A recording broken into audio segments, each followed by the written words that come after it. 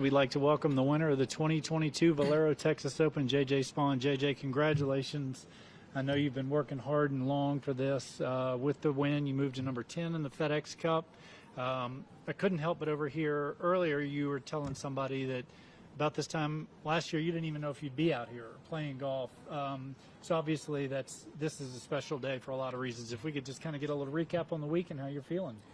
Yeah, I feel like I've been playing good for a really long time this year, even starting back in the fall, and just been staying patient. And I know this course is a good course for being patient and hitting fairways and hitting greens, and short game is a big deal around here, and I think I chipped it fairly well. Yeah, it's just one of those weeks where I kind of had a good feeling about it all week long. I mean, I just been playing well, and it was about time that I was due to string 4 good ones together, and fortunately that's what I did today. Well, now that we're on the other side of it, I can ask you this. When you doubled number 1 today, what was your mindset? I was pretty upset. But the saving grace to that, or the thing I learned from that was, like, it's the first hole. Like, if I was 2 over through 5, it probably would have it would have felt different, but I knew because it was only the first hole, like, you just got to forget about it. I mean, I actually thought to myself, if I was at 8 under starting on the 4th round and playing the first hole and I made par and I was 8 under, I would be happy. Because the first hole is actually really tough, especially with that wind. So I just didn't let it bother me, and I just tried to overcome, and I did. That's fantastic. Okay, well, we'll open it up and take a few questions from these guys. We'll start right here. This light's blinding me, so go ahead. It's Tim. Okay, sorry, you're just shadows to me. JJ, I think you were at 10 under on Friday. Yeah, yeah. And then to drop back a little bit from that, how did that affect your week, and how did that affect your thinking, heading into, I think that was on 9 on Friday, wasn't it? Yeah. Yeah, so a lot had to have gone through your mind since that. Yeah, I think I got it to 10 and I finished at 7 under. So I dropped a shot on 6 and I hit a poor shot on 7 and then made a sloppy bogey on 9. But it's a lot of golf. There's a lot of golf left, and I knew with the wind picking up, halfway through our second round that it was only just going to get harder. And I knew I would still be in a good position. I wasn't getting lapped out there finishing at 7, even though you would like to have a cushion or be at the front runner, but maybe that made me feel comfortable kind of being, coming from behind and chasing the guys up at the top, because it's obviously really hard to play with a lead, and I've never even done that before. I think the best I've ever been was tied for first going into the final round, and but yeah, I didn't really care. I just tried to stay in the moment and put up the best number I could. JJ, Doug mentioned a year ago today you didn't know where you'd be, right? A year later. Well, here you are. Yeah. A year ago today, or a year ago approximately, you missed the Valero Texas Open. Can you describe where you was at after that? Yeah, I technically lost my card the COVID year, but they gave everyone that didn't keep their card another year. Basically, we were in a reshuffle category, kind of like the rookie category I'm in now, or was. And I was just playing bad. I was lost. I didn't know where my swing was. I didn't know what to do. I had been just working, and working hard at it too. That's the thing. I was putting so much into my game and getting nothing in return and just playing worse. But I had a lot of things going on, and I just, I was starting thinking, what am I going to do? There's no way I'm going to keep my card. I've made 60 FedEx Cup points, and I have, potentially 12 tournaments left if I shuffle up at any point, because I'm in this reshuffle. No start is guaranteed in that category. So, yeah, it was dark, and I think losing my card was probably the best thing to happen to me last year. And I went to Korn Ferry Finals and fought hard and won it back in the first tournament. I didn't win, but I got it back, finishing tied for second place. But I think that's kind of what I needed, maybe. It wasn't a lack of effort or being lazy with my game or anything. It kind of was like a switch that needed to be flipped, and maybe something with confidence that I needed to find once again.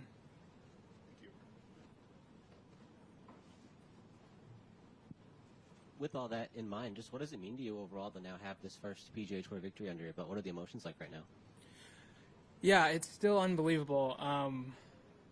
Like I knew I could win out here on tour. When I first got out here, I was playing really good.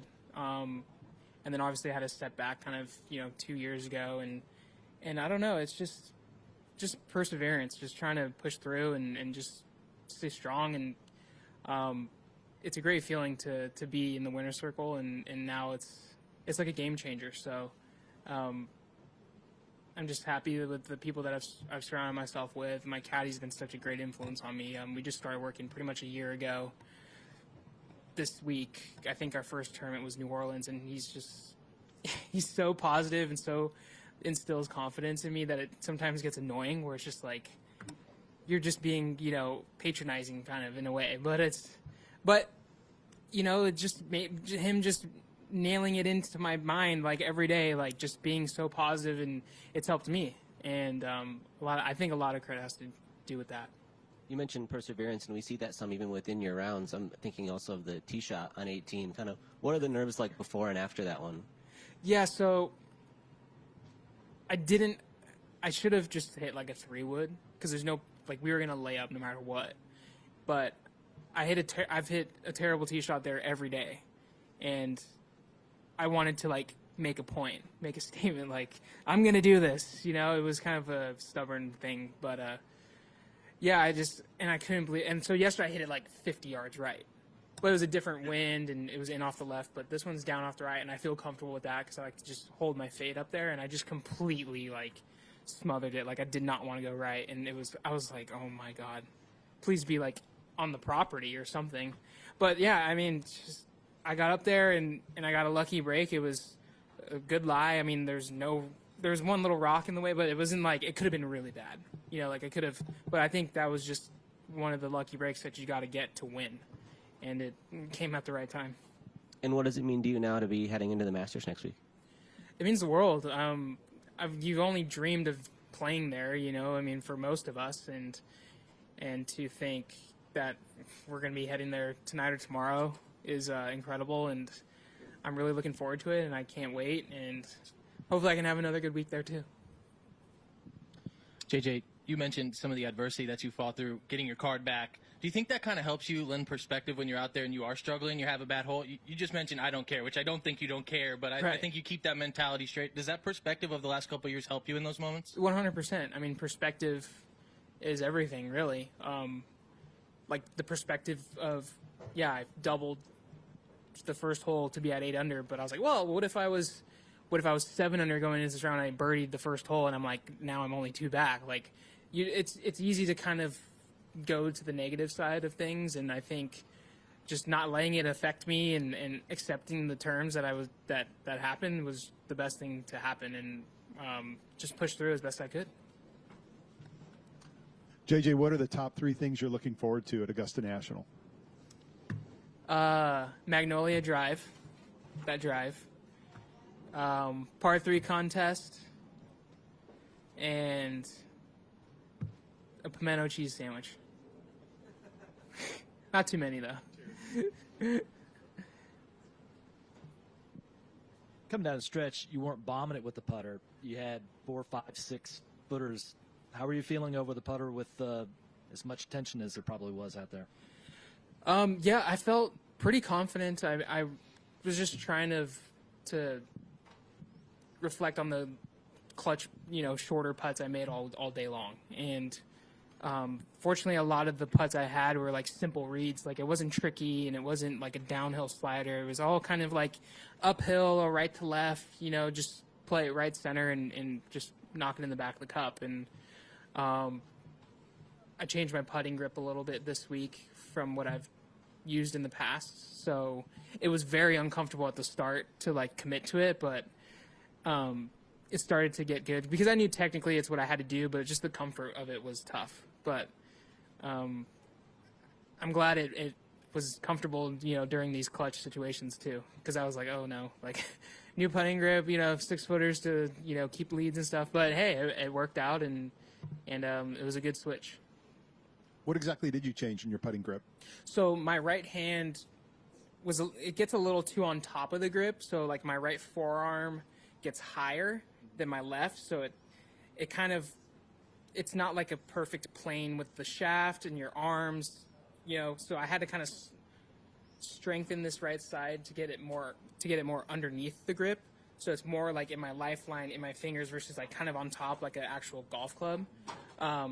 So that got my hands and forearms more on like the same sort of squareness instead of it being outside. And then I would kind of, so when it was on top, it'd be kind of left, so I'd be kind of hitting like these like wipey putts, but this is more like down the line, like easy. So I think that's why I hit a lot of, and the biggest thing with that would be like contact issues, like because you're just kind of not aligned properly. So now my contact was pure, and that's kind of what you need on those short putts, is just to hit the center of the putter head every single time. And that's the only way you can really put a true roll on it. And it was a good switch that I made on Saturday last week, and I stuck with it, and it paid off. Just slightly strengthening that. Yeah, just kind of getting this right hand more underneath the grip, like gripping it like that versus two like on top, because then this right hand forearm gets on top, and then you have to manipulate the path of the putter to really get it on line, like a straight through stroke. So yeah, it was just one little tidbit that my buddy told me and worked out. One last thing about your round today. Where on the golf course today, what moment did it occur to you or that this would be your day? I'm assuming it wasn't number one. No. Number one, I was probably like, oh, what do I got to do to top 10 this week?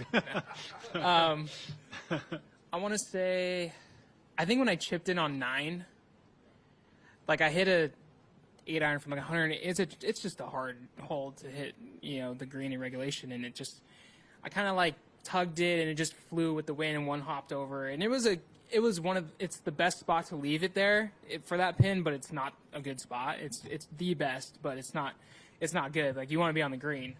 But I just hit this like high little softy kind of flop, and it just trickled out, and I ran up the slope to see, because it was a blind shot. Pretty much I could see maybe half the pin.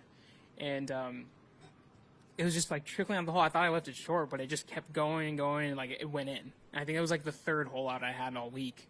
And after that was kind of where I was like, okay, like now I'm at 11. No, 8. I don't know. Was I? Yeah, no, I was at 11, I think. So and I knew 10. I knew Bo was at 11 or 12. So I was like, okay, like to chip in like that from that spot, like that's kind of good things are happening. I've just got one last question, actually a write-in question from Philippines media that wants to ask about your family heritage. Do you still have family there? Just kind of bring us up to speed on family heritage. So my grandfather on my mom's side, he's not from the Philippines, but his parents were, but they moved to California, and he was born there. But he spoke Ilocano, which is like a dialect of Tagalog, and he's from a very small island.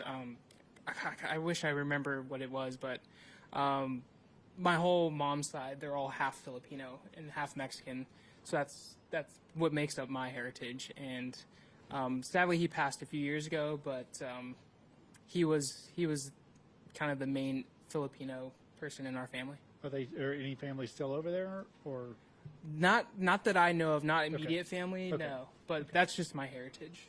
Gotcha. Okay. Well, JJ, congratulations. We couldn't be happier for you, and certainly wish you the best of luck down the road this week. Thank you, Doug. Thank you. Appreciate it.